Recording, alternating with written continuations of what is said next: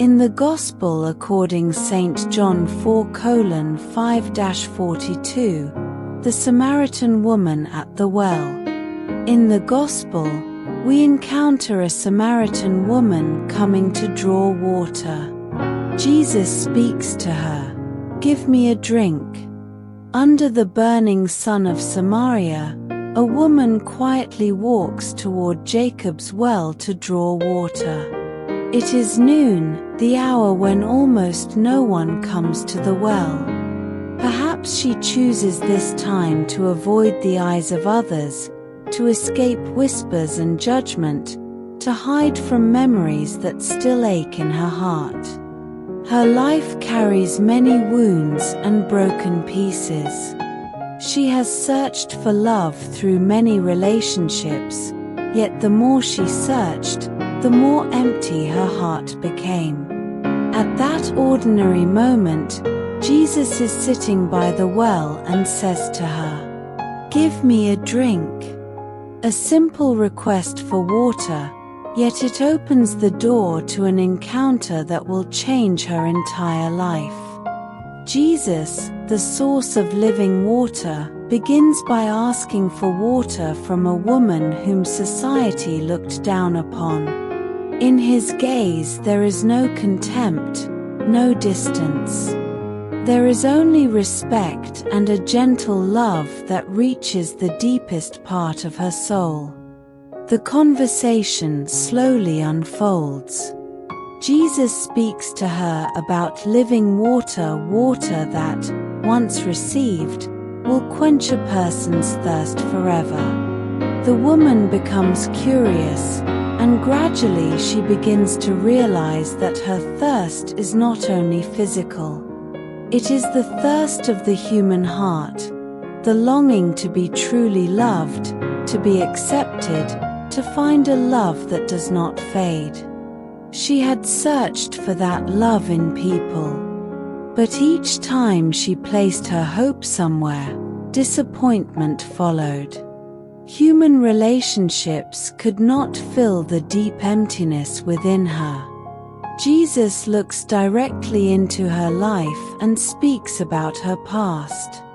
He knows everything: the wrong choices, the broken relationships, the hidden pain. Yet the miracle is that he does not condemn her. His gaze does not shame her.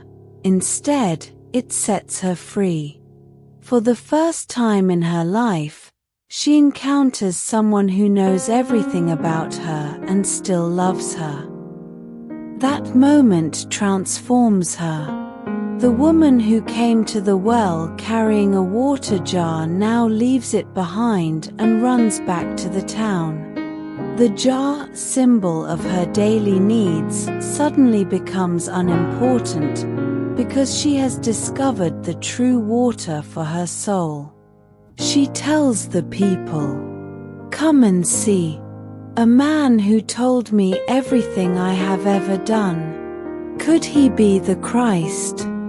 The woman who once lived in shame becomes a messenger of the good news. The one who avoided the community now becomes the bridge that leads the whole town to Jesus. This encounter at the well reveals a profound truth. God knows everything about our lives, yet He does not come to condemn us, but to heal the deep thirst of our hearts. Each of us also has our own wells, places where we search for happiness, love, success, money, recognition. Yet often, the more we draw from these wells, the thirstier we feel. Only when we encounter Christ, the living water, can the human heart truly be filled. Perhaps today Jesus is also sitting beside the well of our lives and gently saying, "Give me a drink." He asks not because he needs something from us, but because he desires to open a meeting that can transform our entire life. 3 reflection questions. Where am I truly seeking to satisfy the deep thirst of my heart in temporary things, relationships, success, or in the living love of God? Are there hidden wounds, emptiness, or broken areas in my life that I am afraid to let Jesus see, even though He already knows them and desires to heal them? Like the Samaritan woman who left her water jar and went to share the good news, am I willing to let my encounter with Christ transform me so deeply that I become a witness of hope for others?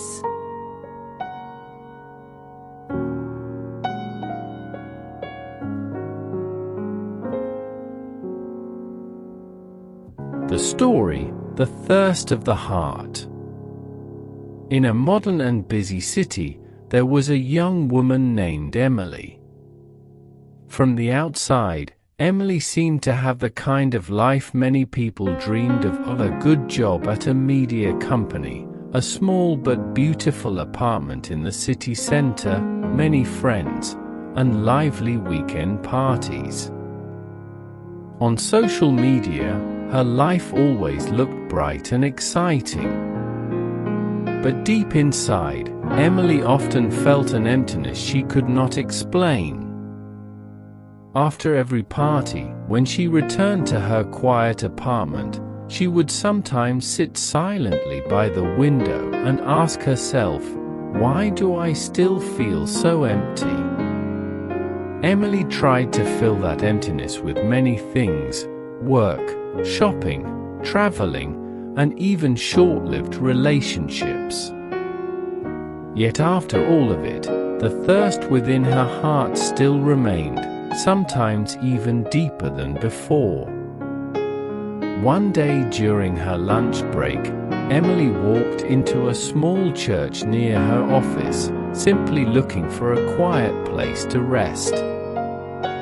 At that moment, only a few people were there praying. She sat down at the back pew, planning to stay for just a few minutes. Just then, a priest began reading the gospel about the Samaritan woman at the well. She heard the words of Jesus, "Whoever drinks the water I give will never thirst again." Those words touched Emily in a strange and powerful way. It felt as if they were spoken directly to her. In her heart, a question arose: am I also searching for water that will never truly quench my thirst? Emily began to reflect on her life. She realized that she had been running after many things, yet she had never truly stopped to listen to her own heart or to seek God. From that day on, Emily started spending a few minutes each day praying in that little church. At first, she did not know what to say. She simply sat in silence. But slowly, she began to feel a gentle peace she had never experienced before. One afternoon, while sitting in prayer, Emily whispered, "Lord, if you truly are the water that can satisfy my thirst forever, please teach me how to live with you." No dramatic miracle happened. But little by little, her heart began to change. She started slowing down in life, caring more about the people around her, and finding joy in simple things. One day, while talking with a friend who felt lost and hopeless, Emily suddenly realized that she was speaking words filled with hope. There is a thirst in every human heart that nothing in this world can truly fill. But when we begin to seek God, we realize that our hearts have always been thirsting for Him. Like the Samaritan woman long ago, Emily discovered that what the human heart truly longs for is not temporary pleasures, but the living and eternal love of God. And when someone touches that living water, they are not only satisfied themselves, they also become a source of hope and life for others.